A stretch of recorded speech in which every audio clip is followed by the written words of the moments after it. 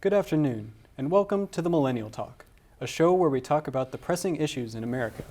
I'm your host, Christian Alvarado. On today's show, we discuss the topic of gun control. We live in a world where mass shootings are a part of the cultural norm. Places of worship, nightclubs, concerts, military bases, and all levels of schools have been the target in the United States since 1949. One incident in particular has captured the country's interest. On Valentine's Day this year, 19-year-old Nicholas Cruz walked into Marjorie Stoneman Douglas High School in Parkland, Florida, and opened fire with an AR-15, killing 17 people and injuring 17 more. Since then, gun control has been at the forefront of every debate in America. Joining me on today's show, an Orange Coast College student who represents the conservative side of the conversation, Moises Chavez. I will be advocating for the left. Moises, thank you for joining me today. Well, thank you. As with all documents of the past, meanings can be highly subjective. In your own words, what does the Second Amendment mean? It's a right of protection, a right to bear arms. It's been 200 years, but human behavior hasn't changed at all. So definitely it's one of those things where it's right to have a weapon. It's your right to defend yourself. The Second Amendment specifies the use of a well-regulated militia. Do you believe that this should guarantee every citizen's right to a gun? Or should the militia be further utilized within either a city or county setting?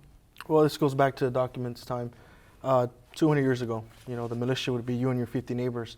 Maybe a few farmers you knew, you would all get up together, go to the city hall, defend yourselves against any attacking tribe or any attacking nation or whoever showed up at that time. It was the British at that time. Now we have 50 neighbors. We all showed up with guns to city hall. The people would show up. They would call the cops. They'll tell us to get out of here or they'll arrest us. So different times, but definitely to have it at home is important. It's completely different than having it with the militia that can defend themselves together. So yeah. One of the more popular forms of firearm reform being suggested is stronger background checks, while opponents view it as a loss of privacy.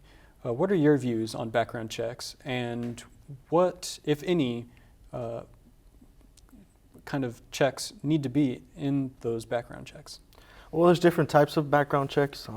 Definitely when you apply to be a police officer, you get a background check. They talk to your neighbors, they check your garbage. They would have a detective check your garbage to see what you throw away, how you throw things away and everything, just to see how your behavior is, to see how you act. So that's really important for their job. Something as simple as having a gun at home is kind of just like applying for a job anywhere. They check your drug, they see if you have drugs. If you don't have drugs, you're okay, but background check, if you are a criminal, it's completely different. If you have a history of being a criminal, then yeah, you should be checked for violence, acts of violence, completely different. So light background check wouldn't hurt. Mental health has become central to the gun debate. How do you believe mental health should be addressed in our legislation? When you think of mental health, it's very broad. It's a very broad thing, mental health. You have schizophrenia, you have people with just depression. It's two extremes. One can be dealt with therapy, one could be dealt with psychologically. Of course, they both get therapy at some point, but one is under medications and under extreme watch by doctors. So I think to isolate someone and target a group like that, it's kind of bad, because you have people that can be dealt with it. You can deal with it. You can have therapy. It can go away. You can work with it. You can be great. You can be a great person. I personally have friends that have mental health. They're great people. They make me laugh, and to take away a right like that would be kind of hard. But if you are under a watch like that by doctors, you are going to treatments, you are going to a lot of things, and you go under those kind of circumstances, then yeah, I think you should be watched and not have a gun. Yeah. So would you say that doctors should have the right to revoke access to firearms for a patient if he or she is deemed a danger? Well, you think they already have the right to do these kind of things with other things. You have seizures behind the wheel, they take away your car. It's a responsibility. You can't drive a car, have seizures, and put other people's lives in danger. So for someone with a long history of mental health, they're going to have that under watch regardless. So maybe someone that has that history, yeah, you should be watched. Someone that's just gotten it, that can be worked with, that case is much more lighter. Hopefully this goes away. Maybe it's just a stage in life that they're going through or a transition that they're going into. It can be worked with. I believe that doctors shouldn't have the right over that person. When other people, they've had that right over them for a long time. It's very different. So, yeah. After the Parkland shooting, age requirements have become a main focus.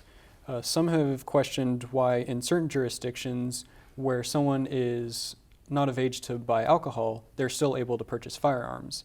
Do you believe that we should have more strict age requirements for firearms? You talk about two things here. Alcohol and firearms are completely different. One shoots, another one you take a shot of, you know. So when you do drink alcohol, you know, you try it, maybe you don't like it. It's not for everybody.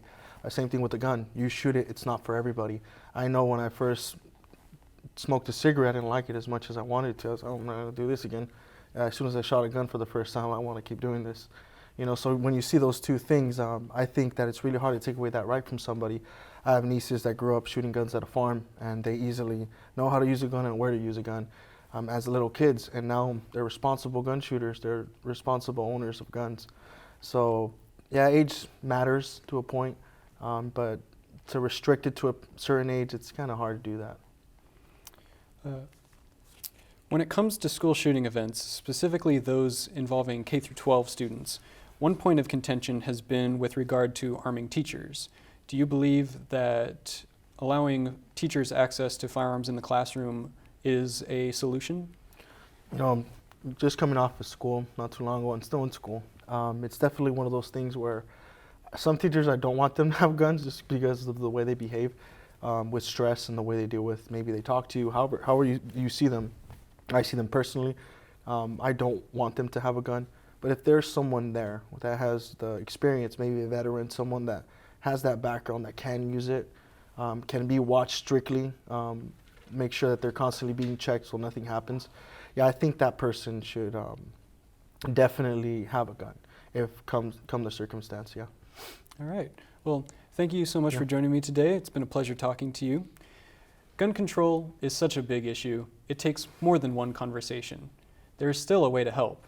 One being just simply continuing this conversation to really hear both sides of the argument. Another way to get involved is to contact your elected representative and let your voice be heard. Do more than just hashtag. That is all the time we have for today. Please tune in next week as we discuss whether or not women should be allowed in military combat positions. Have a great evening, and we'll see you next time on Millennial Talk. Yeah.